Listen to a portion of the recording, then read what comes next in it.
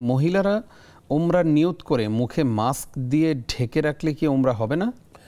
মুখে মাস্ক নয়, যেহেতু রাসূল সাল্লাল্লাহু আলাইহি ওয়াসাল্লাম বলেছে লা তানতাকিবুল মারআ, মহিলারা নেকাব পরবে না। নেকাব বলতে যেটা মুখে বাঁধা হয়। জি জি। এখন মাস্ক যদি সেটা ভিন্ন বিষয়। মাস্ক যদি এটা হয় যে কথার কথা যখন সারা দুনিয়াতে ছিল, ওটাকে কি যেন এক সময় জি করোনা, জি জি, সেটা হলো এক কথা জি, যে করোনা থেকে বাঁচার জন্য। কিন্তু এমনি স্বাভাবিকভাবে মাস্ক না পরে কি করবে, উপর থেকে মাথার উপর থেকে ক্যাপ দিতে পারে, হ্যাঁ, অথবা কালো কাপড় ফেলে দেবে। আম্মা জান আয়েশা বলেছেন, হাদিসের মধ্যে এসেছে ওনার, যে রাসূল তো নিষেধ করছে নেকাব পড়তে।